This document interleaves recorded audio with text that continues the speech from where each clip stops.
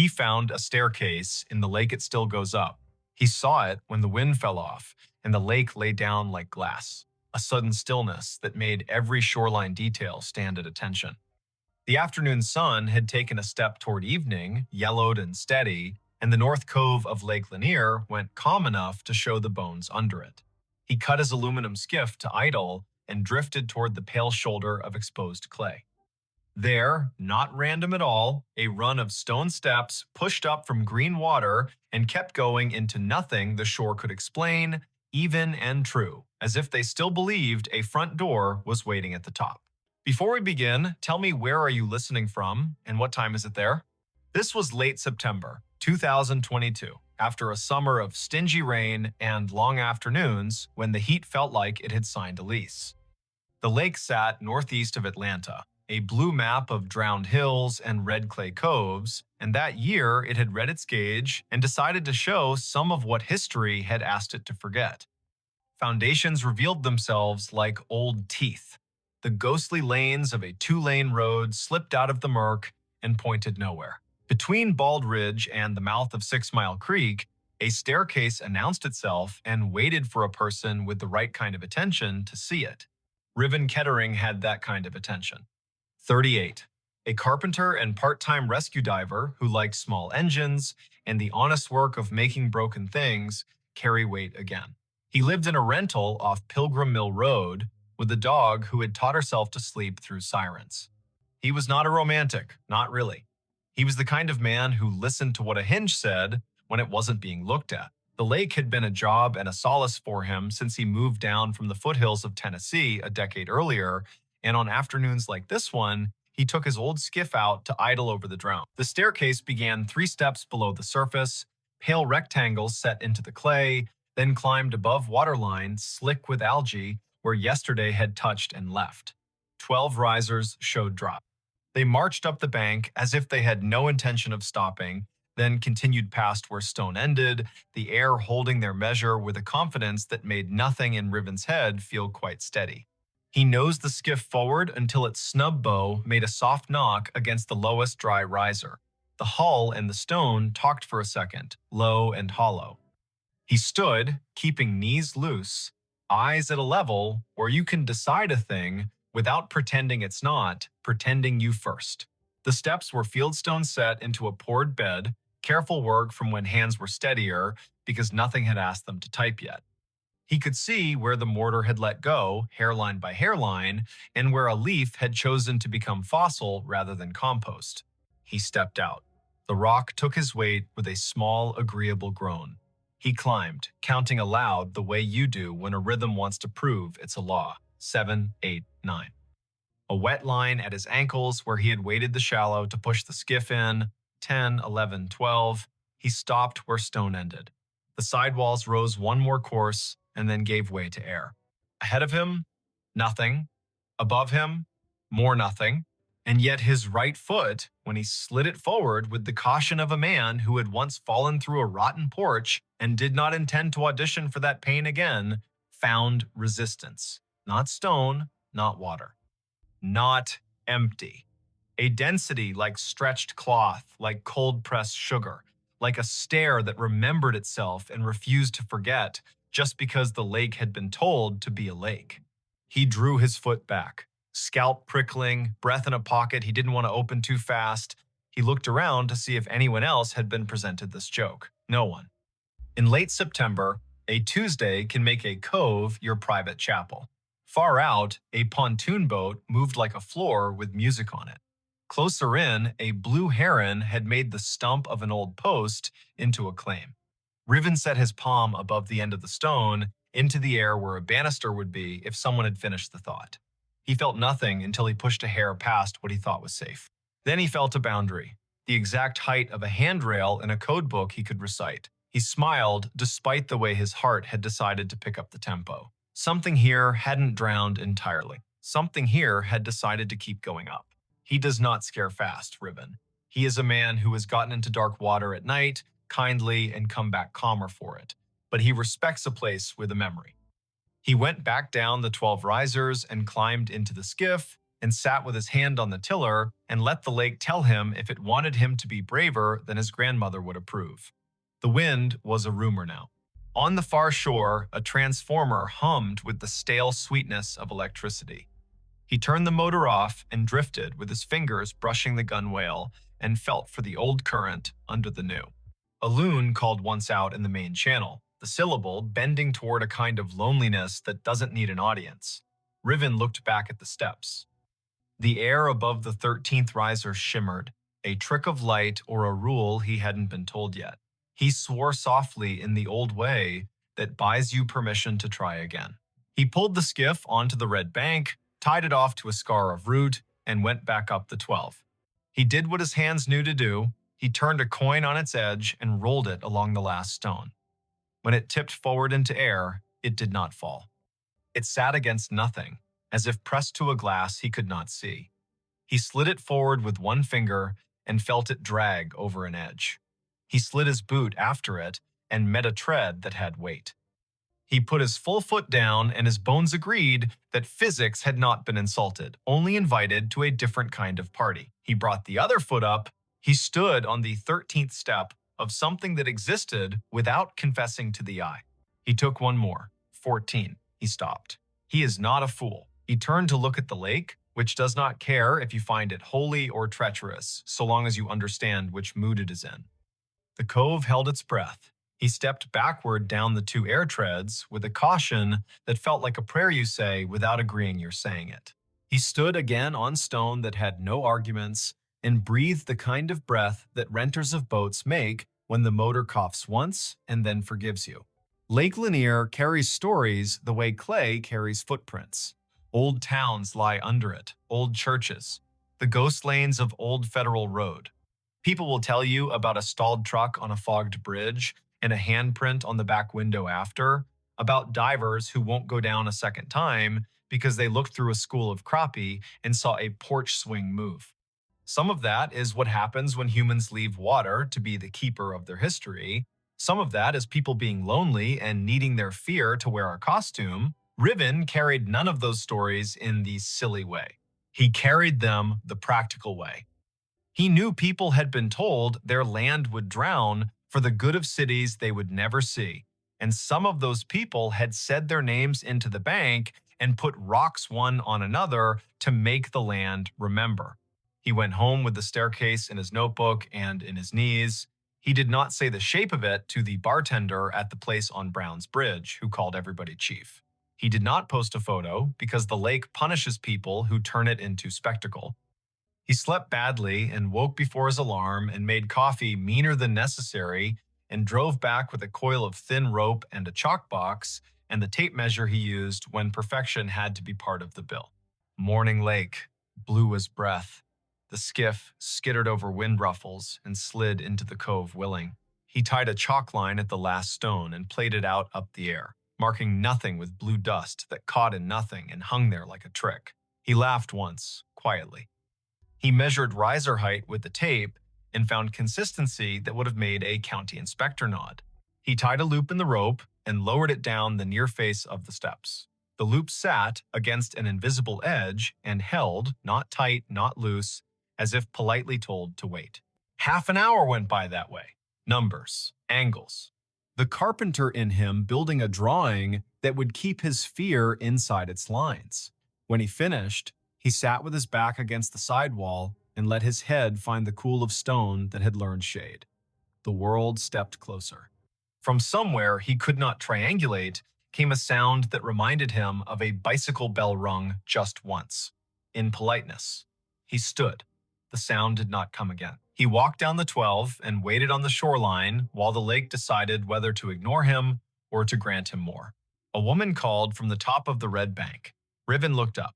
She was tall and rangy, mid-40s, wearing the kind of straw hat that makes a person look like they know how to move in weather. She carried a camera with a strap that had been repaired twice and a notebook bulging with the kind of paper that did not come out of printers. She introduced herself with a grin that answered questions he had not asked. Mara Clary. She ran a small outfit that mapped drowned towns and grave relocations for counties that cared to admit their forgetting.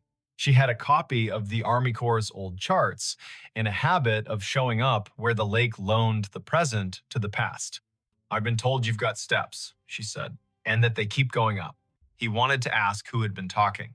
He wanted not to have his name in a stranger's mouth. But she put her hand on the sidewall like a careful person says hello to an old horse, and the way her face took in what she saw made him feel less alone in his own seeing. He nodded. He told her his name and the number of air treads he'd let himself trust. She whistled low. "Lanier tells on itself every few years," she said, eyes on the shimmer above the 13th. "But I haven't seen it do this. Fieldstone, that would have been a front walk probably. Or the stairs to a porch. You can tell from the way these aren't as steep as church steps. And there would have been a dog who slept halfway up until someone came home at supper." "Everyone says that about any porch," he said, smiling despite himself. "Only because it keeps being true," she said, and laughed like a sound the cove had missed. They measured together, she took photos, he held a stick out over the air risers and watched the end bounce against nothing. They left offerings the old way. He peeled the paper off a peppermint and set it on the third stone step. She untied a strip of blue cloth from her hat and tied it to the root that held his skiff's rope. The lake, if it acknowledged that at all, did not show it. She opened her notebook to a page where she had copied in neat letters the names and dates of households taken when the valley was flooded in the early 1960s. 2 farms had sat on this spur, the Sumter place, the Jory place. Sumter had 5 children and a clean way with fence lines. Jory was famous for a Sunday table and a sour temperament the rest of the week. The county had cut checks and called it a necessity. The stairs could have been either family's. But on the sidewall, low near the 5th riser, they found a mark cut into mortar with a nail or a stubborn penknife. A letter. "Jay, you think Jory," she said. "Or June," he said. "Or Josephine. Or a boy who didn't get to grow into his handwriting rights, their first initial into any stone that isn't busy." The lake made a small sound against the hull, a shrug. They came back the next day, and the next after that. In the afternoons, teenagers on rental jet skis came doing grammar the water did not admire. In the mornings, a heron watched like a magistrate. Once, a man in a bass boat cut his engine and drifted nearer and asked if the invisible was real or a trick. And when Riven told him the truth, he raised his cap and said, "Well then," and idled away because some facts want to be left alone to keep being facts. On the 5th day, just after noon, when the light loses some of its slant and the lake starts its long exhale toward evening, the air changed. Riven was on the 14th invisible tread, Mara 2 below on stone, the rope tied at his ankle as if that kind of thing would help. He felt a pressure move across his shin like a child's study of a newel post. The hair on his forearms declared a vote. He looked up. Above him, a faint dark line hung in the bright. A lintel, if you wanted to pretend to see one. A line where a door might have decided to sit if it still meant to. He lifted his hand slowly and let it hover. It met resistance at the height where a latch would be if people had followed the same measurements here as they did in town. He pressed a fraction and felt the air give. Not much, not enough to invite him, only enough to say, "I know what you are asking for," and no. He withdrew his hand. He did not try again. He went back down and sat on the 6th stone step and put his elbows on his knees and let his head go heavy in the way of a man who knows the difference between a closed door and an answer. "Not today," Mara said, not unkindly. "Doesn't mean never." A storm ran around the rim of the lake that night and forgot how to come down.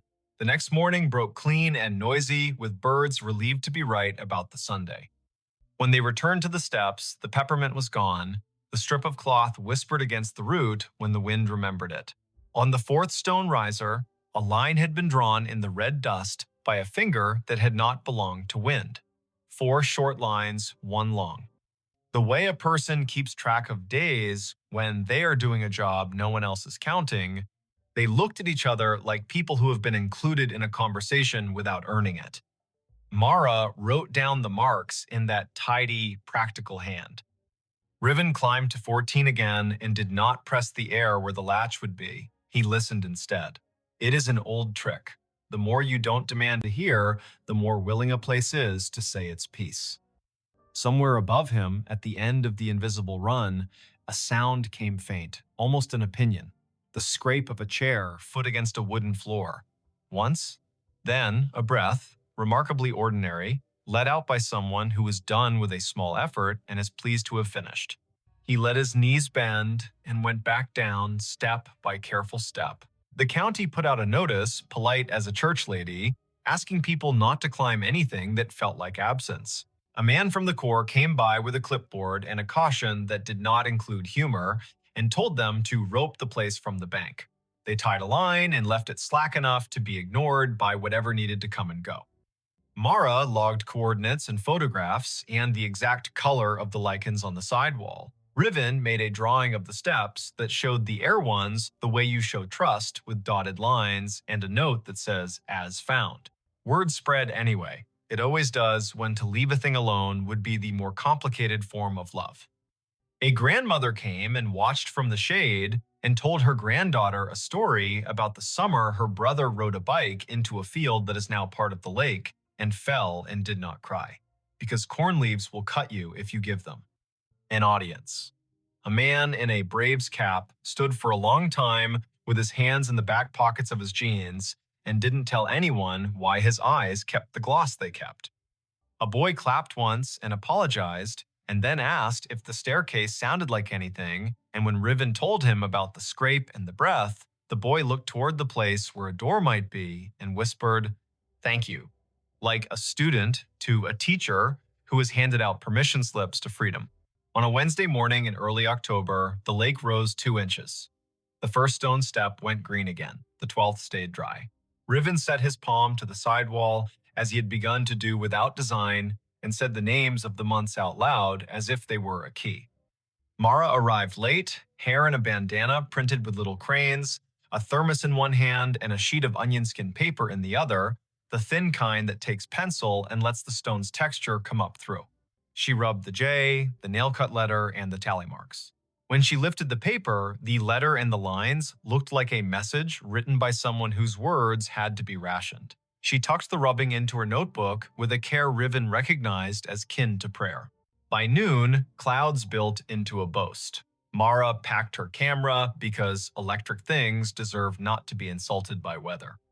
Riven untied the rope at his ankle and coiled it with the absent-minded competence of someone who likes ropes for the way they make order out of risk. The air above the 14th step felt different, cooler somehow, denser. He looked up and wanted more than he would have admitted the week before to see something acknowledge him. Not a face, not a figure, an idea. The lake refused. It kept to its rights. Before the storm broke, a small group arrived in silence. Not tourists, not thrill seekers. People in good shoes that did not belong to docks. A woman in a navy blazer.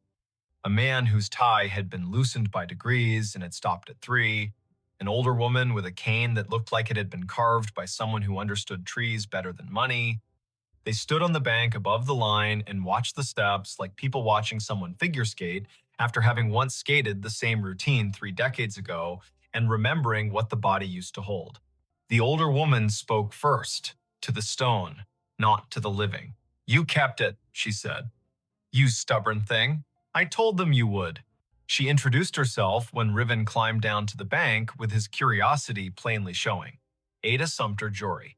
Not a marriage, she was quick to clarify, but a habit of names borrowed and kept. Her father had been a Sumter, her mother a Jory by necessity and grievance. She had been 10 when the men from the government came and put stakes on the hill and told her they were measuring to make the river useful. She had been 14 when the kitchen was dismantled and stored in a relative's shed, and the porch chairs were put on a truck without the porch. She had been 15 when the lake finally climbed to the 7th stair, and the dogs refused to sleep where they had always slept, and had to learn ground new as a dollar. "My granddaddy set those stones," she said, chin lifting toward the steps. He knew the grade by eye. House stood there. She pointed at the air, ran long that way. Kitchen at the back, where mornings were honest. Stairs to the sleeping rooms tucked in right of the door. He told me we build stairs for coming and going and for waiting. That last part is where the world gets the math wrong. She cleared her throat once, a small thing that meant a larger thing had moved through it. My brother wrote his letter J in the mortar before it set, she said, and smiled fully for the first time. He was 5 and mad because he had not been allowed to carry a stone and needed to have done something the porch would remember. They watched the lake together as it considered which forenoon belonged to which afternoon. Mara showed Ada the rubbing, and Ada put her palm on the paper like a hand over a baby's sleeping flank. He stayed mean, she said of Jory, but without any real heat. But he loved that stare. Sat halfway up when he had nothing to do and the weather had nothing to argue about. Played that little bell you keep hearing because he liked the neatness of a sound that stops when you take your finger off it.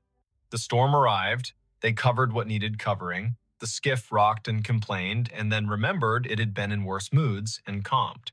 The rain washed the red dust off the risers and gave them back their gray. The air cooled like a head turning on a pillow to the comfortable side. Ada walked down to the second step and touched it like the forehead of a child with a fever breaking.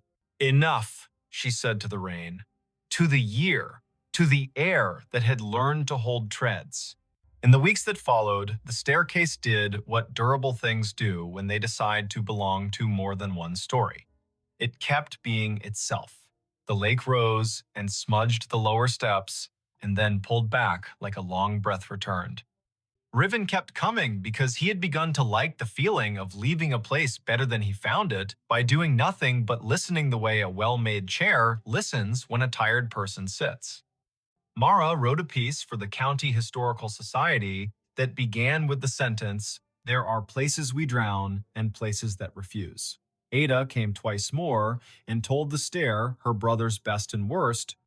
And once, on a bright Sunday, when the buzz of outboards sounded like cicadas pretending to be important, she brought a tin of biscuits and left one on the third step because her mother would have called it manners. On a morning in November, the air thin and brisk, frost like pale sugar on shaded clay, Riven came alone. The lake had taken back an inch, the first 2 steps glowed green. He stood at the foot and waited the way you learn to wait when you've been given more than you asked and are smart enough not to get greedy. The wind came off the water and put its fingers through his hair with a familiarity he hadn't earned. Above the 14th tread, the line where a lintel would be shivered and then settled. He put his hand out at the height of a latch and did not press. "Thank you," he said to nothing and to something. He went home and made lunch and fixed a neighbor's sagging cabinet and walked his dog in the long honey of 4 o'clock. He slept that night without the lake climbing the stairs of his thoughts. He dreamed he was sanding a handrail he could not see and woke with the particular ache in his forearm that tells a man he did a good day's work in the world that matters and the one that does not need him but lets him in anyway. If you go out to Lake Lanier on a fall day after a long dry, when the wind has the courtesy to lie down and let the surface polish itself, you can find the cove if you know who to ask and you promise out loud not to bring a ladder. The staircase will be there, stepping up from water into air with the patience of a body that has learned not to argue with time. You can put your boot on the 12th stone and your breath on your rib cage and decide if you will push your foot forward into the space where the 13th waits. If you do, it will hold. Not because wonder owes you, but because someone set a measure here with care, and because sometimes the world keeps an old promise in a new element. Say the year out loud when you find it.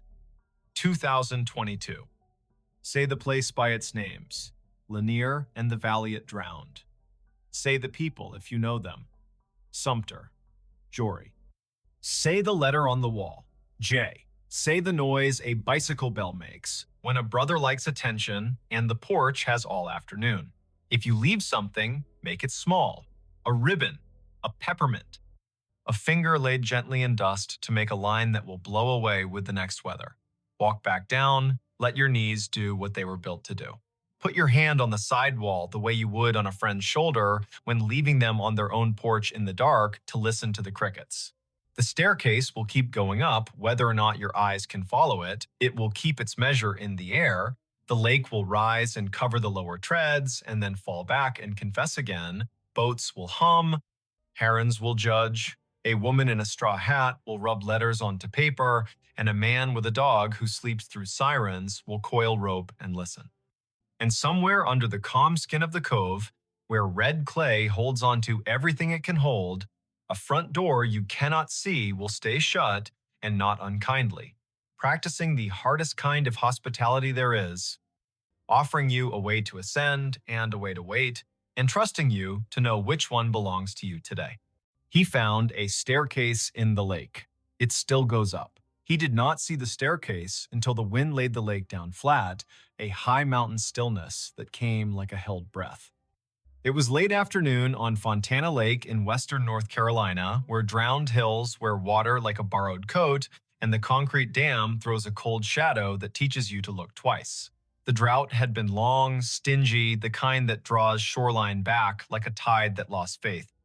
Ansel Rook, 39, a surveyor who liked boats better than offices, let his rented skiff idle and watched the pale slope of silt with its driftwood teeth. Then the light tipped, and a line of gray stone showed under the green, not random at all, steps as even as counted breaths, leading up from water toward nothing that should exist. Before we begin, tell me, where are you listening from, and what time is it there? That October, 2022, the Smokies stood sharp against a sky the color of rinsed linen. The air smelled of leaf duff and gasoline and the faraway tang of rain that was always a rumor this year and rarely a fact. Ansel had driven out from Bryson City after lunch with a paper cup of coffee and a coil of measuring tape because the county had asked for photos of exposed foundations along the North Shore. The maps they kept were honest but out of date, and the lake was telling different stories every week. He wore a windbreaker the color of old blueberries, a hat with a frayed bill, and the face of a man who does not mind being alone if the work has edges. He cut the motor and drifted. The steps began in green water a little deeper than a tall man's reach, the lake clear enough in that pocket to show the top 3 treads before light blurred into bottle glass. They continued above the surface, slick with algae at the line where water had been yesterday, then dry, then dusty, another dozen risers marching toward a slash of bank where saplings clawed at loose dirt. There was no porch, no house, no landing where a hand might reach for a knob, just a staircase that went up and then kept going as if the air were a hallway no one had told it how to be. Ansel nosed the bow toward the steps and let the skiff kiss the lowest dry riser. The hull made a hollow sound he heard in his knees. He stood, tested his balance, and stepped onto the first stone. It held. He took another. The risers were a hair shorter than modern code, built for legs from a different century. He climbed 10, then 11, then 12, a little more than a story, in a house that had learned to take weather as a sermon. He stopped where the steps met an absence and laid his hand on the sidewall that ran up either side like bones. Mortared fieldstone, careful work, the kind that starts with winter in mind. He looked back. The lake held his boat like a hand holds a toy.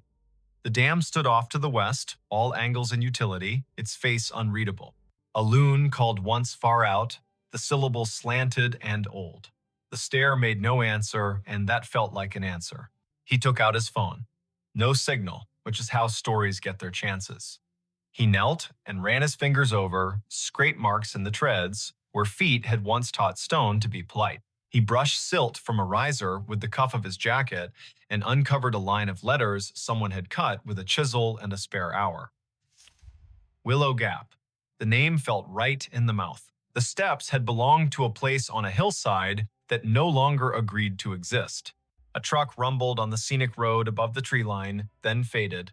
Ansel stood. He is not a dramatic man, not a man who says the word haunted when the word history will do, but he felt a little movement in his scalp when his boot tried the next tread up and met nothing it could trust. He lifted his foot and set it again, and the soul found purchase on air as if stone continued in a material too stubborn for his eyes.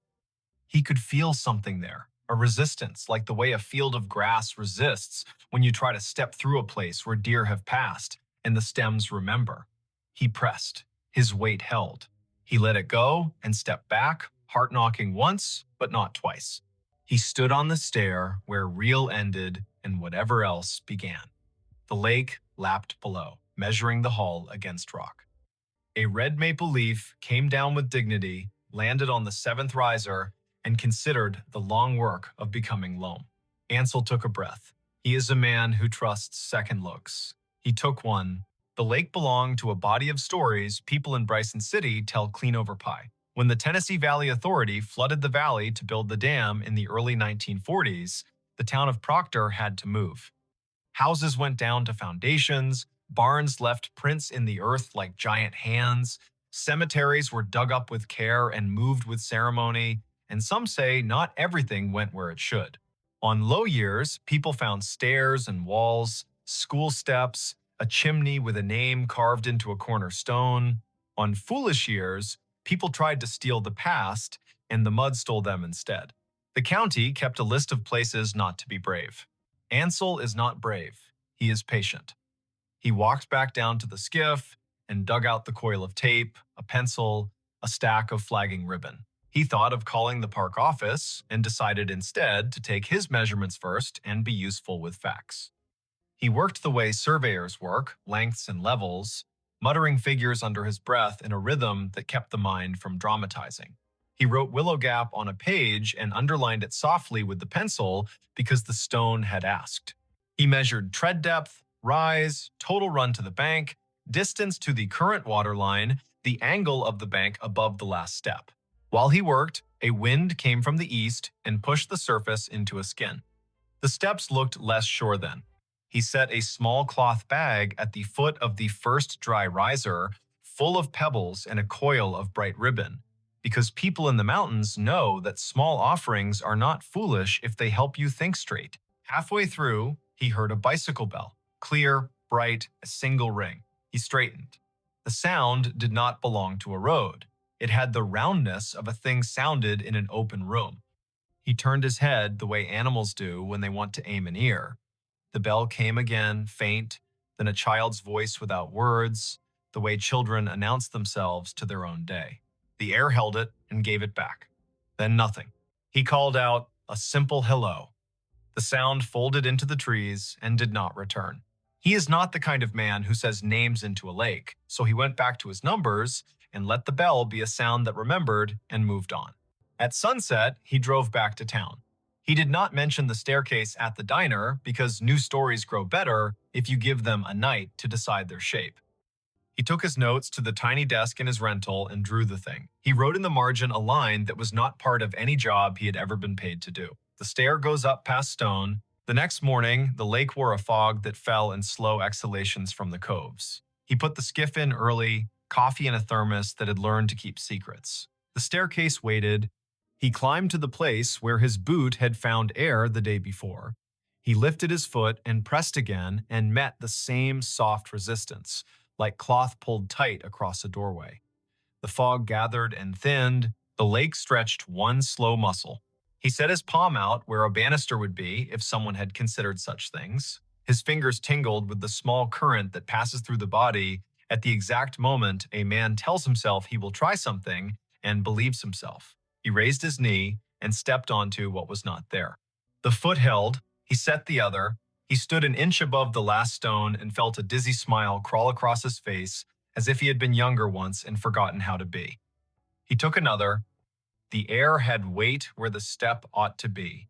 He felt it through the rubber of his boot, a density that said, I am not stone and I am not stone. He climbed 3 steps in air and stopped because he is not brave. Breath is a kind of data. He took it in. The fog thinned. The stair under nothing led to a landing that the mind made, whether or not the world did. He imagined a door where the sky was, just to see if the imagination would draw a knob. It did not. He stepped back, down onto the good stone, and laughed once, quietly, pointedly, the way you tell yourself you are still a person whose days have jobs in them. On the 3rd day, he brought someone. Ansel is careful about who he invites into something he cannot name. He called Lucienne Pike, 61, who ran the little historical society in town with the energy of a river in March. She wore a quilted vest and a wool cap and the kind of boots women earn by living here. She brought pastries because facts get hungry and people are nicer when their hands are busy. She listened while he told it. She did not interrupt. She asked one question with her head tilted like a dog hearing a violin. Does it go up? It goes up, he said. They went out together. The skiff felt lightly ridiculous under the weight of their care. The morning did the few small things it always does before it remembers it is in charge. The staircase was there, gray in the light, patient as a broom left leaning against a wall you forgot to keep. Lucienne reached the second riser and stopped, and with an odd humility, put her palm to the wall so the stone might recognize her. She climbed to the place where Air had learned a job. He watched her foot commit and hold. She gave him a look he will carry to his last morning. It had the quiet of a person who has been right about something important or wrong about something important and is making room for either result. She climbed one more and stopped. She did not push. She is not greedy. She came back down. Back in town, she made them tea in the society's office, which smelled of paper and lemon oil. She opened a ledger that had belonged to a church over the ridge that no longer stood. She turned pages until the binding sighed and laid flat, and then she tapped a finger next to a line written in a hand that had cared very much about straightness. Willow Gap Homestead, Brysonside. Stair and porch built by M. Garvey, 1931. Stepstones gifted by Applin sisters. She traced the names like a kind of blessing. People give names so the ground will keep them without bitterness, she said. Ansel told her about the bicycle bell, about the child voice that had no words. She nodded once, an economy that could hold an encyclopedia behind it.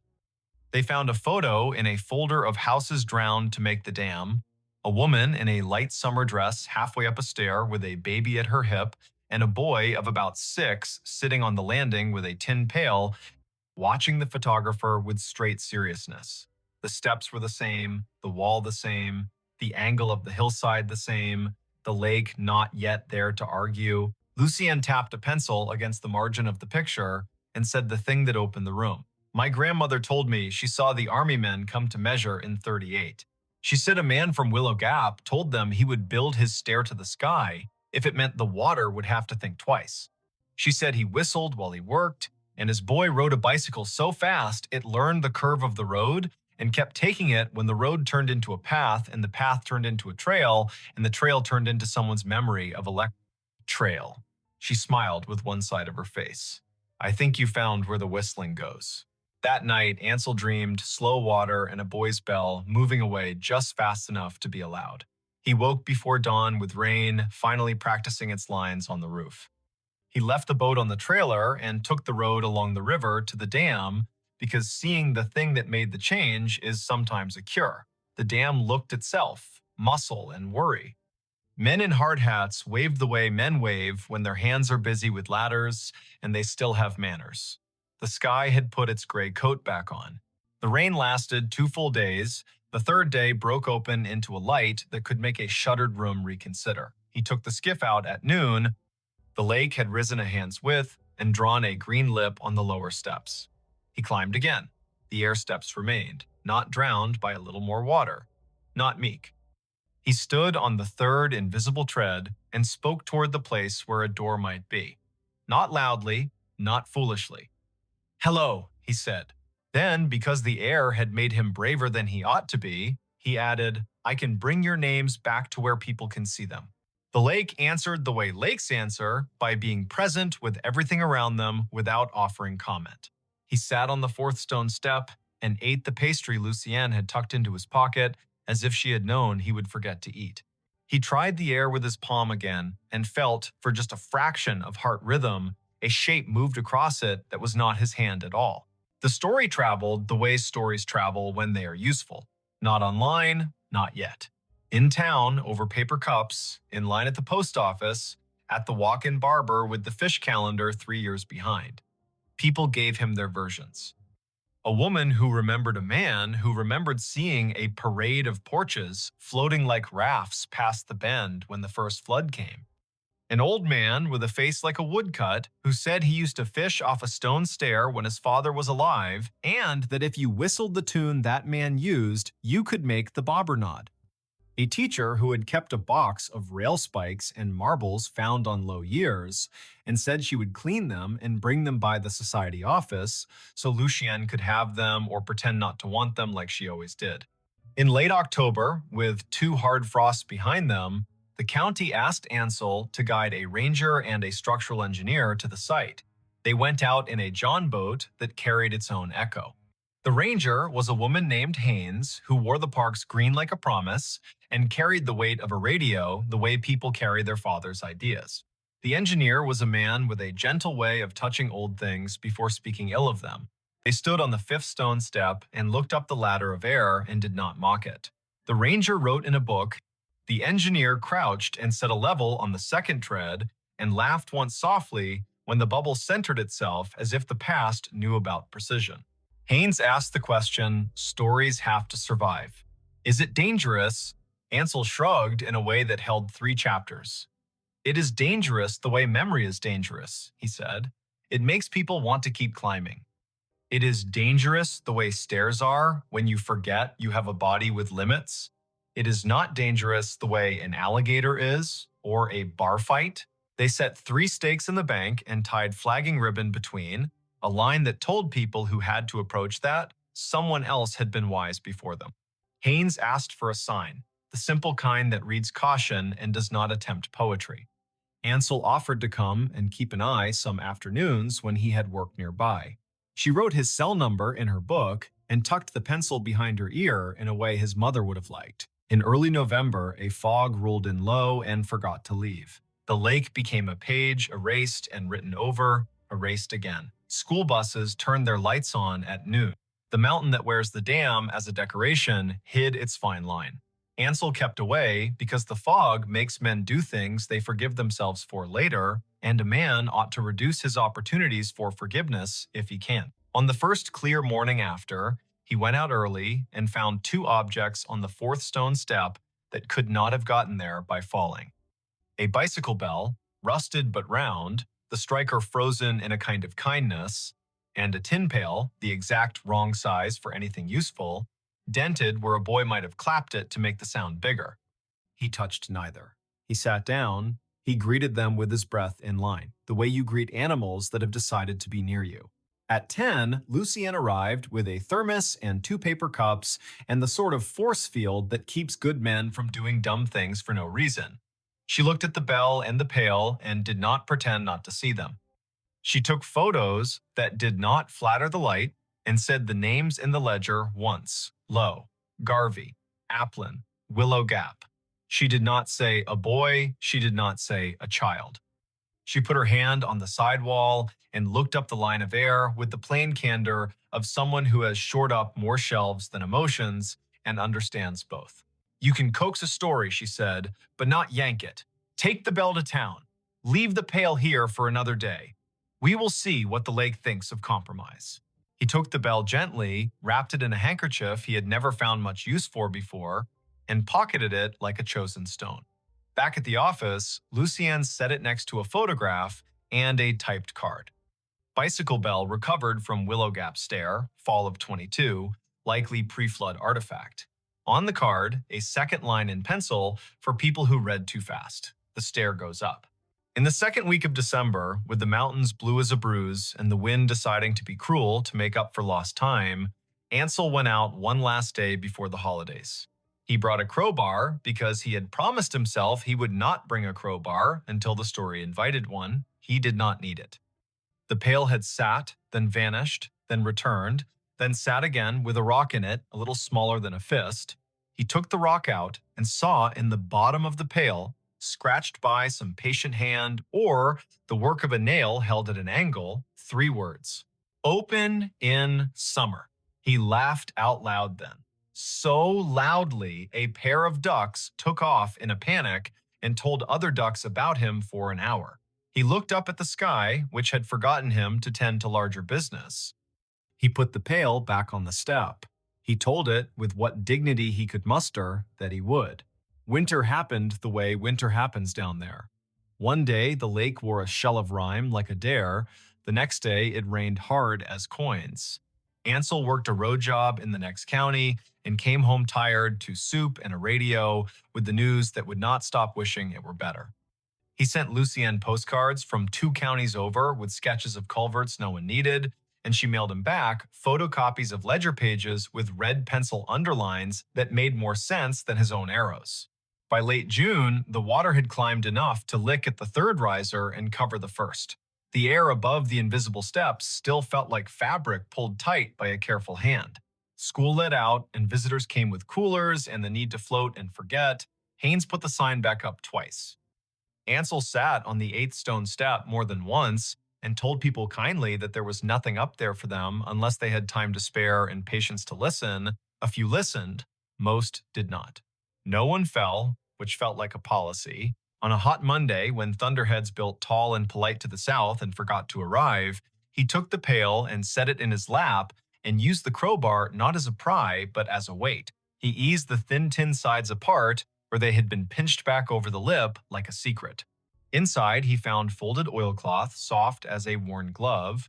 Inside that, a photograph no larger than his palm, and a strip of paper with a line that looked like a prayer until he read it, and it felt like a list. The photograph showed the stair as it had been before the lake, the woman in summer dress and the baby at her hip, and the boy with the pail, sitting with a seriousness that has no word in English. The man who must be M. Garvey stood 2 steps down, hat in hand, as if introducing the stairs to whoever had the camera. Behind them, the ridge wore its trees in a confidence the mountains teach. On the back, in careful letters, someone had written, "So you remember how we looked when the water was a rumor." The strip of paper held one long sentence. When they came with clipboards, he whistled the tune about willow leaves and said he'd build the stair to the sky because steps are a kind of truth, and the water would have to climb over the truth if it wanted to drown the house. There were names then, 3, the kind that drop out of families and get picked up by strangers who treat them right. He folded the strip back into the oilcloth and put all of it into the pail and set it on the step, because the story belonged to the stair more than it belonged to him. In August, a lightning storm chewed on the dam and left it as it had found it.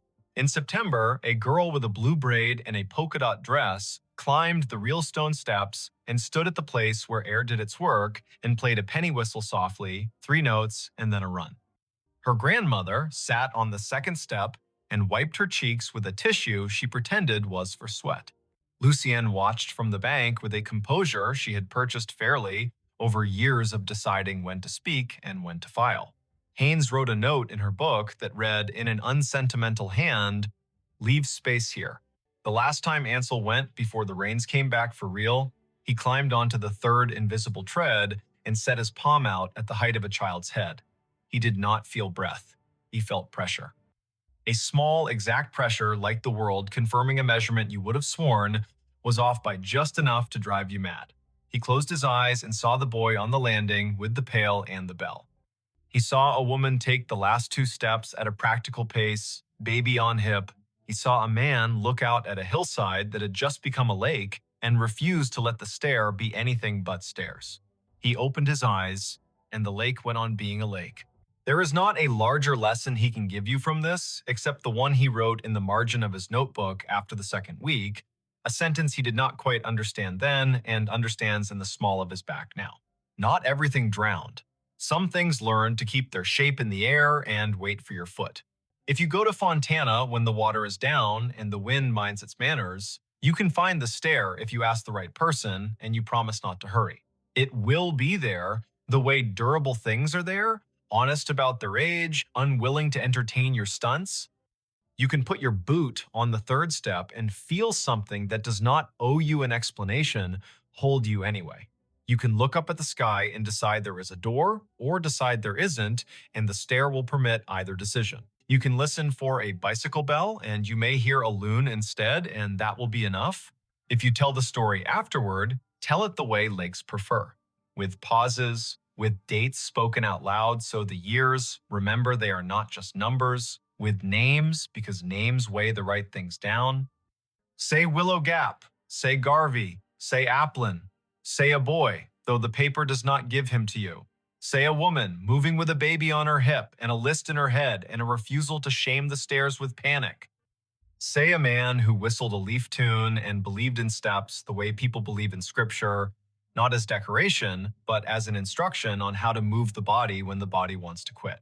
And if you find yourself on a day when the wind drops and the water stills, and you are offered the choice to test a step that does not belong to stone, ask your breath first. Make it even. Set your palm where a rail would be. Put your weight down like a promise. If it holds, climb one and stop. The air prefers people who do not need to conquer it to feel tall. Leave something small on the fifth step. A ribbon, a marble, a bell that waited in a drawer too long. Walk back down and let the day close the drawer. The stair will keep going up whether you are there to witness the miracle of plain persistence or not. That is how some things survive the flood. They decide to be their own house. They decide to be the part of the house you cannot drown. A hiker found a phone recording. The last minute, he found the phone just before dusk on a switchback above Blue Lake in the San Juan Mountains of southwest Colorado. It lay half buried in scree, face up, a spiderweb crack stitched across the glass, the red record dot stubbornly pulsing as if the device itself refused to look away from whatever it had heard. Before we begin, tell me, where are you listening from and what time is it there? The hiker's name was Ansel Rook, 33, a lineman from Pueblo who spent his days climbing utility poles and his weekends climbing whatever rose higher than his weekdays dared. It was late September 2021. The sky had that high-altitude rinse of cobalt that makes evergreen needles look sharper than they are. Below him, the water in the lake caught the last light and held it like a breath.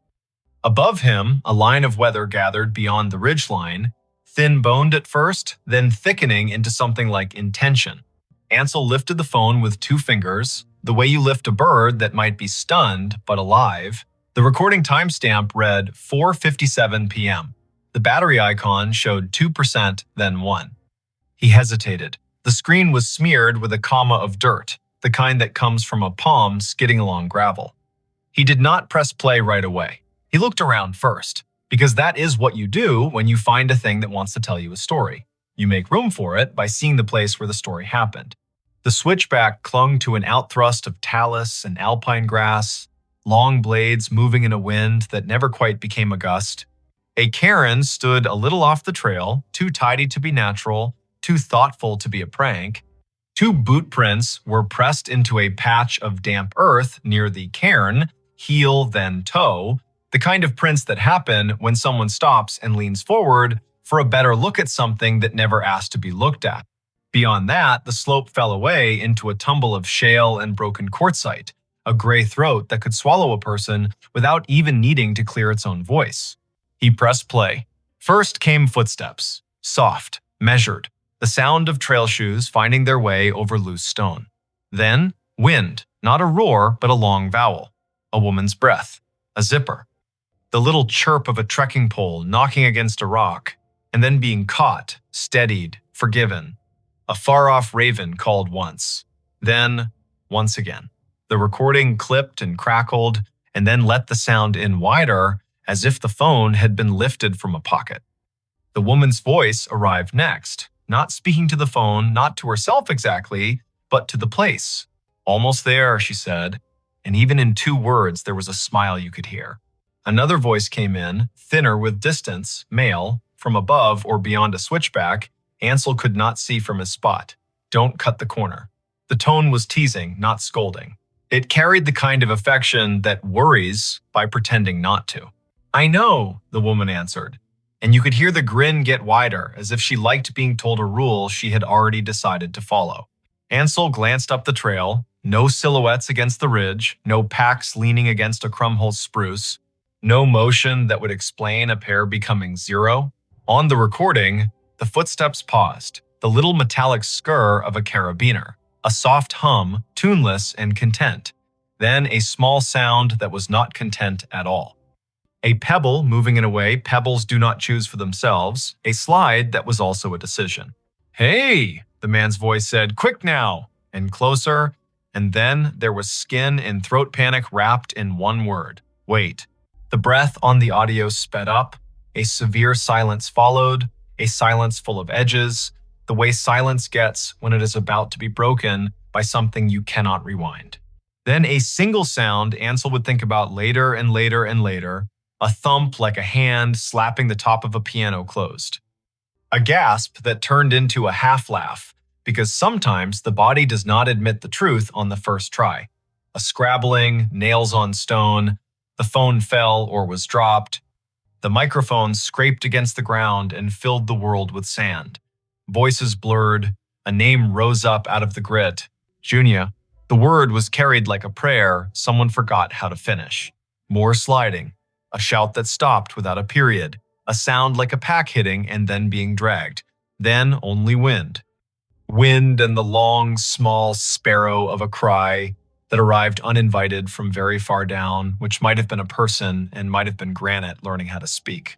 The recording ended because the battery couldn't pretend any longer. Ansel stood very still, the phone warm now in his hand, the way a telling is warm the second time through. He tried the word on his own tongue. Junia. He looked where the two boot prints ended and where the ground began to pretend it was a floor but wasn't. He approached the cairn and hated it for existing and thanked it for marking the spot all at once. He kneeled and saw the narrow scraped shine a person leaves when their boot finds a path no one built for it. The first drops hit his neck. Big, impatient, high country drops that are not water at all, but announcements. He lit his headlamp early, not because he needed it, but because a cone of light sometimes manages the world better than a wide, honest dark. He pulled an orange bandana from his pocket and tied it to the cairn. He took 3 photos in a slow circle: ground, slope, lake, and the way the sky had folded its arms. Then he did the most useful thing he knew. He climbed down to cell range. The call to the San Juan County Sheriff rang once, twice, and then a voice that had said this greeting more times than it wanted to answered with a name Ansel would remember. Deputy Cale Morrow. Calm. Not bored. Ready. Ansel described it carefully. Coordinates from his handheld GPS, the audio, the voices, the shape the trail made where it almost shook hands with the slope and then thought better of it, the bandana, the weather, rumored by the sky. Stay off the fall line, Morrow said. Get back to Timberline if you can and wait for search and rescue to reach you. Do not go after anyone you cannot see. He breathed in a way that made the phone sound like a lung. We've had a call about a late return from the Blue Lake Spur today. Your timing is not unlucky. It is the clock we were already watching. Ansel did as he was told. He descended to the last stand of wind-shaved spruce and waited, the kind of waiting that hums through bone. He could hear the storm organize itself on the ridge.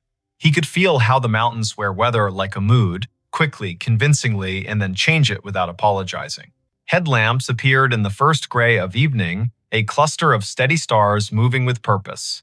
4 figures and a 5th slighter one moving with the confidence of a person who knows where the rocks are even when the rocks won't tell you. The 5th lifted a hand. Her hood was down despite the wind. Her hair was braided tight to keep the night from borrowing it. I'm Dory Keene, she said. San Juan Search and Rescue.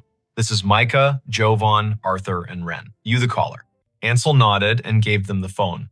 Dory turned the volume up and held the device near her ear, head bent, eyes closing in that way people have when they magnify one sense by dimming the rest. The others listened too, the small team suddenly one organism. When the man said wait, their spines stilled. When the name rose, Dory's mouth pressed flat, not cold, not warm. Deciding. She handed the phone back and pointed. Show me. They climbed in a line, the kind of line that knows which stones you can trust and which pretend to be trustworthy. The cairn found them. The bandana shivered in its small way. Dory crouched, laid 2 fingers on the scraped shine, and read it the way some people read Braille, asking for permission first. She looked down the slope, her eyes adjusted to a grammar Ansel did not speak. We anchor here, she said. 2 down to the first ledge, 2 on belay, Wren with me at the lip. You, Ansel Rook, you stay with Wren. If I tell you to move left, you move left. He swallowed, which tasted like metal, and nodded. The first thunder spoke. Not near, not far. The polite cousin of a threat. Rope hissed through gloves. Metal clinked with the bright sound mountain metal makes, a sound that knows at least 3 languages and prefers the most precise. Dory called down softly and answered herself when the wind was too busy to carry voices back up. 30 minutes grows very large when you cannot spend it on your own terms. The storm ignored them and then considered them and then walked away to another valley. The sky tried on a paler blue for a minute to see if it fit. Ansel watched a chipmunk watch them with the same fascination he felt. The animal had the kind of confidence that comes from being very good at running from everything. A shout made of 2 syllables rose from below, triumphant and careful at once. Got one? Dory closed her eyes for just long enough to speak without words to whatever listens up there. Then she called back. Name. Micah's voice floated up, thinner than it should have been. Junia. Alive. The sound inside Ansel's chest became something he had not realized he was holding back. He breathed it out in one steady line and leaned both palms into the earth, because you should always touch what keeps you from falling. They worked then. A litter arrived in pieces on shoulders and came together like an idea that had been there all along. Hands did what hands should do when someone needs to be lifted from one kind of gravity into another. They spoke to the person on the ledge in short lines. The way you speak to a horse you love and do not want to spook. Junia, we have you. Junia, do you feel this? Junia, breathe in when I count to 3. We're moving on, nowhere but up. Rain made a sentence across the slope and then erased it again. The wind forgot itself and then remembered. A raven rode the air as if it had invented it. Ansel saw her when they came over the lip. She had the look of someone who had been negotiating with Stone and won, but did not yet dare to celebrate. Mid-30s maybe, hair the color of straw left in the sun, eyes that wanted to close and would not. Blood dried in a tidy line along her left temple. The right knee of her hiking pants was torn, and beneath it, angry purple began to write its name. A bracelet made of 2 woven cords circled her wrist, one blue, one green. The blue was frayed, as if teeth had once worried it during a long night. She looked at Ansel first, not because of anything he had done, but because his face was the closest one when the world came back into focus. Her voice was rough from cold and prayer. Did you hear it? Did you hear me call him? He did not know who him was, and it did not matter. Yes, he said, as if yes were a kind of bandage. We heard you. We came. They moved her in the neat, practiced way people move someone who is more precious than anything else in the room. The rope line looked like music from a distance. The lightning threatened to tune its instruments and then decided not to play. The litter found the shadow of the pines and then the steeper shadow of the trail through meadow.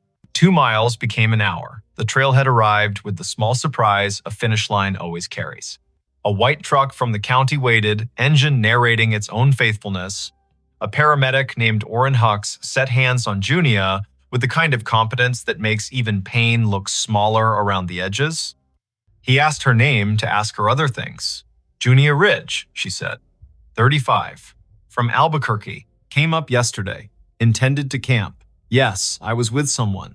He was up the switchback. It was our second turn around the lake. That's his phone. She watched Ansel put the device into Orrin's outstretched palm and then closed her eyes because the world was too heavy to carry all the way open.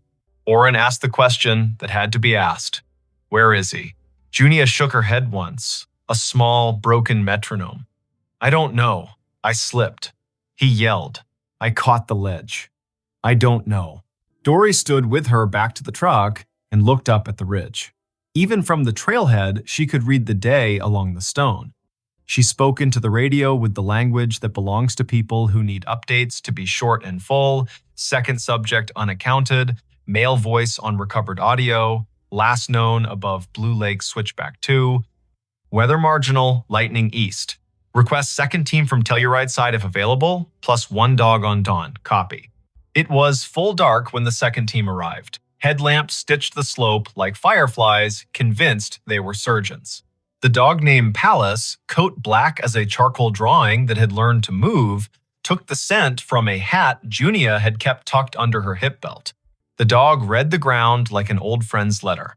Up to the cairn, left where the trail pretends it is a suggestion. Down 3 shelves of stone, some people would call cliffs, and other people would call arguments. Then the animal stopped, sat, whined once, and put its chin on its paws. They found nothing that night. Not nothing in that cruel sense, but nothing you could put your hands on and say this belongs to him. No pack, no trekking pole, no hat. No snack wrapper with a name in tidy black letters like a first day of school. The mountain held its tongue. Morning came with a sky made of tin and apology. They went again, Palace worked again, Wren set anchors again. Micah called in a voice that refused to become thin. Ansel was sent home because there is a point where more bodies become less help. He drove south toward Durango, the road curling along the Animas River, cottonwoods just beginning to try on their gold. He listened to the recording once more in the motel parking lot, sitting very still, as if any motion would knock truth out of the speakers. Junie awoke in a bed that had rails and numbers and beeps. Two things lived in her body now: pain and the certainty that she had not imagined the second voice. The nurse wrote her name on a whiteboard that greeted morning patients like a cheerful aunt. Junia. The day. The plan. The surgeon's name with its syllables arranged like fence posts. Deputy Cale Morrow came in late morning. He had the kind of careful that does not pretend it isn't careful. He set a small gray recorder on the tray table with the gelatin cup and did not move it closer to her as if it were a burden. He asked permission. She nodded. He asked again because some nods do not mean yes. She said yes. He pressed the button and spoke the words aloud the way people do when they want to make the world behave. Interview with Junia Ridge. Date, time, present, she told him. The way the weather had looked all day like a bluff, and how bluffs tire themselves out eventually. The man she had met at the trailhead that morning when she realized she'd left her stove fuel on the driver's seat back in town, and he had said without flinching, "I have more than I need, take mine." His name was Orrin Bale. Not a common name, which helped the telling and hurt the hurt. He was 39, maybe 40. He had the kind of smile that makes coffee taste the way it ought to. He had the kind of pace that lets conversation sit down and stay a while. He had his sister's dog and a photo on his phone, and had not tried to pretend it was his own. He had said it was his first time above 12,000 feet since he was a boy, and that the air was thinner, but his head felt clearer, and wasn't that funny. She had not planned to hike with him. They had both headed out early to beat the thunderheads that never quite decided to arrive. They crossed the first creek together because rocks are often friendships in disguise. They turned at the little waterfall, then again where the climb gets greedy. Somewhere near noon, they split. He to the saddle above the lake to look for ptarmigan, she to the outcrop on the western side where the blue looks bottomless and makes you feel the size of your own heartbeat. They regrouped by accident among a stand of willows that kept the wind in its coat. They ate together because food tastes better when someone else laughs at your almonds for being aspirational and you laugh at their gummy bears for being perfect. He offered the second loop around the lake, and she said yes, because saying yes is sometimes a way of agreeing with the day. And then the fall. And then the seconds that were longer than seconds. The name she tried to lace to him as if names were rope. The way the ledge held and then complained and then held again. The fact that there had been no shout that sounded like pain, only a shout that sounded like surprise, and then a long conversation between gravity and silence that ended with silence believing it had won. Cale listened the way people listen when they use listening as a tool. He did not say, "I am sorry," in the first 5 minutes, because sometimes sorry has to wait its turn behind words that can anchor an actual investigation. He asked for a description that could be drawn into a cruiser laptop sketch. He asked for the brand of the pack, the color of the jacket, the kind of hat. He asked if Orrin had a habit of humming, joking, leaning to his left when he walked. Junia closed her eyes and watched the man step through the room her mind made of the trail. He hummed, she said finally, low, tuneless, when he tried to put a word to a story he had not told yet. He leaned into weather, as if weather liked people who leaned back. They searched 3 days. Helicopter on day 2, when the wind played nice, no body, no sign. The slope did what slopes do. It took the small and offered back the smaller, a strap end. A pocket knife that might have belonged to anyone. A grin of metal that once was a grommet. Nothing that knew how to clap its hands and say, mine. The internet made its murmurs the way it does. the forums filled with conjecture. The ones who have never been above tree line explain to the ones who have exactly how Talus works. A post from a cousin arrived in the kind of font grief chooses when it has to choose one. Have you seen him? Another from a person who knew a person who might have known him and wrote that he was the kind of man who never took the last donut. A stranger said, "Why was she with him at all? As if who walks beside you guarantees you a ladder back down." Dory Keene did not read the forums. She read the mountain. On day 4, she told Kale in a voice that allowed both compassion and math that if the slope had decided to keep him, it likely would continue to keep him until snow learned what it wanted to do and then taught them in spring. Kale nodded, his jaw set lazy and hard, the way the river sets a stone down and then decides where it lives. Junia went home to Albuquerque with stitches like commas along her hairline and a knee wrapped in instructions. She slept 4 nights without the part of sleep that heals. On the 5th night, she dreamed of blue water that did not know it was cold, and a voice saying, "Wait," in a tone of gentle impatience, as if wait were a surprise party she would like if she would just stop walking long enough to see the lights. Come on. Ansel went back to work. Pulls. Wire. The logic of circuits. He found himself stopping on the shoulders of county roads to watch clouds interrogate a ridge and answer themselves with rain. He listened to the recording once more, then deleted it because a voice should be treated like a person's glove. Pick it up only if it is yours or if the person who wore it has asked you to hand it back. The snow came in late October, the way it comes in the San Juans, when it decides to be industrious. It buried the slope's grammar, it set down the season like a book a child might not be ready for. Thanksgiving arrived with a turkey that somebody had to carve whether they wanted to or not. December wrote its short letters, and January forgot to put a return address on anything. In early June of the next year, when the snowpack loosened its jaw, 2 things happened on the same day. At 11:19 in the morning, a pair of hikers from Montrose came down from the saddle above Blue Lake early because the sun had made everything overconfident and the heat on the rock had learned to be a lie. They paused near the outthrust of Talus, where a cairn had once worn an orange bandana and now wore nothing but its own small pride. A zipper glinted among the stones. The zipper was attached to a jacket the color of fog. The jacket was wrapped around the idea of a man. They did what the poster in the ranger station says to do when a finding stops being a finding and becomes a person. Mark the spot. Note the time. Back away in the exact steps you made arriving. Carry more silence than you usually carry. Call. The second thing that happened at 1:27 in the afternoon occurred in a backyard in Albuquerque where the cottonwood shed its soft snow over a patch of lawn that wanted more water than the city wanted to give it. Junia's phone chimed. She looked down, thinking it would be the alert she still had not turned off for the county updates.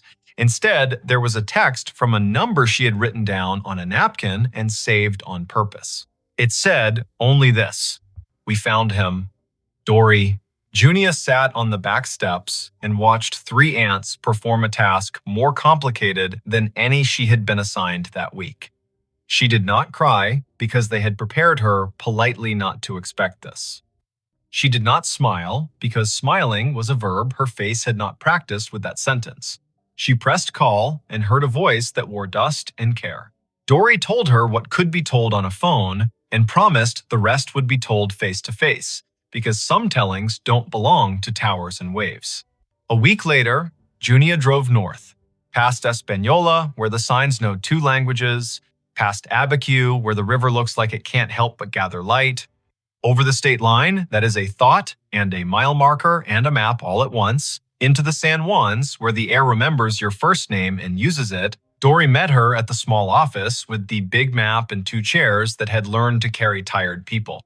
Kale was there too. He set a folder on the table and did not open it until her hands rested on her knees, the way you rest a cup on a saucer. "We recovered MrBallen," he said, and the word recovered did not feel like anything except exactly itself. 2 hikers saw the jacket. He left the trail at the switchback, slipped on the lip, and fell more than 30 feet to a shelf. The shelf kept him for winter. He likely died on impact. No signs of anything except the mountain doing what mountains do when you ask them to hold a human being. The autopsy says, the thing autopsies say when physics chooses the verbs. She asked the question that had been living in her since the voice said, wait, did he speak after I slipped? We can't say, Kale said. And then because the truth deserved a little mercy, he added, the shelf where we found him was below your ledge, not above it. Which means his voice on the recording was in the seconds before you both stopped standing and started falling. After that, he would have been below you. If you don't remember hearing him then, that is your brain giving you a gift it knew you could not buy for yourself yet. Dory laid something on the table wrapped in a brown paper lunch bag.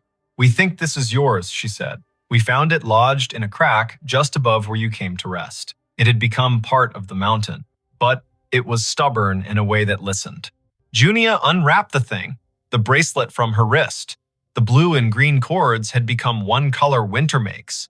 The frayed end had been burnt to keep the braid from unraveling and then worn down again by time. She turned it in her hand, thumb finding the place where the weave had learned her skin and made it a home. He gave me this at the trailhead, she said. He said he made 2 of them when he decided to stop drinking 3 years ago. He kept the green, he wore it under his watch. He gave me the blue because I said I had stopped apologizing for being careful the year before, and he laughed and said, that sounds like a thing worth marking. We only knew each other a handful of hours. And yet, she closed her fingers, then opened them again. Ansel Rook sent me the audio file. Did you know that? He asked if it would help. I said yes before I knew the answer. It did not help, and it did. Both are true. They stood later at the trailhead. The mountains looked less like authorities and more like the long, patient elders they are. A breeze moved through the spruce in a way that would be mistaken for whispering if you were the kind of person who liked to be mistaken that way. Junia closed her eyes and saw the shelf she had not seen. She said his name once out loud and not loud, the syllables answered by not answering at all. They buried Orrin Bale in a small cemetery behind a church that had learned to be ecumenical because the weather didn't care which god you favored. His sister came with the dog whose photo he had shown. She spoke without paper, which meant her mouth borrowed words from the heart, and the heart forgave the mouth for not being tidier. Junia stood 2 rows back and pressed her fingers into the bracelet and found she did not have to press very hard to feel the world answer. Ansel did not come to the service because attendance is sometimes not the right way to honor a stranger you helped.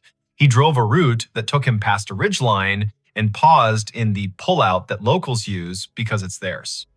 He left his truck idling. He rolled the window down. A meadowlark said something with conviction and melody. He answered, I hear you, and meant it. As summer leaned hard into itself, tourists thinned the trails with their curiosity and filled the cafes with their hunger. The blue of Blue Lake looked less like an opinion and more like proof. Dory kept her team on the same frequency, even on days when no one needed rescuing, because habit saves more lives than heroics. Kale kept notches in his days for the kind of paperwork no show has ever made look interesting. It was work. It mattered that it was work. Years later, in a living room in Santa Fe, Junia would set a phone on a table between 2 mugs and play the last minute for a friend who asked very gently to hear it. The friend would listen with eyes open because some listenings deserve witness. In that small recording lived a hill, a sky, a woman, a man, a word made of 4 letters in air, and a sort of silence you learn to share with people you trust. When it ended, they would sit still long enough that the room would remember they were there and offer them back their voices. What do you make of it? The friend would ask, not to argue, just to let the world have one more chance to tell her what it thinks it is. That he said, wait, Junia would answer, and meant it kindly. That I said almost there and meant it with all my heart. That the mountain was not a villain and not a friend. That the cliff listened and then did what cliffs do. That the phone fell the way a witness sometimes falls and still did its job. That people who did not know me put a rope on and let me become part of their workday. That the second voice is a place in my head now where something can live without having to die again. She would hold up her wrist. The bracelet would have been replaced by another that looked very much like it and not at all like it, blue and green, new knots, same story. She would say, I tell the mountains out loud now when I turn around. I say, see, this is me deciding to see you again. And sometimes the wind says nothing back, and sometimes it says a sound that is not a word and still feels like one. Here is what does not always fit in the write-up. The last minute of a recording can keep playing long after the file ends. The man's wait can become a way to step out of traffic, to carry a ladder with a friend, to hold a door without trying to become the door. The woman's almost there can become a way to measure a good day, not by miles, but by a turn you made toward kindness when no one was checking your odometer. If you go to the San Juans, and I hope you do, look up. Say the names of the peaks, like they are elders you respect. Tell the sky you will be back before it begins to think about electricity. Pack a bandana, a bright color that could be seen from far away by a stranger who might need a small flag to make a big decision. If you find a cairn, leave it be unless a ranger told you otherwise. If you find a phone, do what Ansel did. Press play only after you have looked around. Then, if you must, listen. Hear the footsteps, the wind, the breath. The word that might be a prayer and might be a joke and might be both. Decide carefully what you will do with the minute you have been given. It will be late somewhere by the time you finish this. It will be early somewhere else.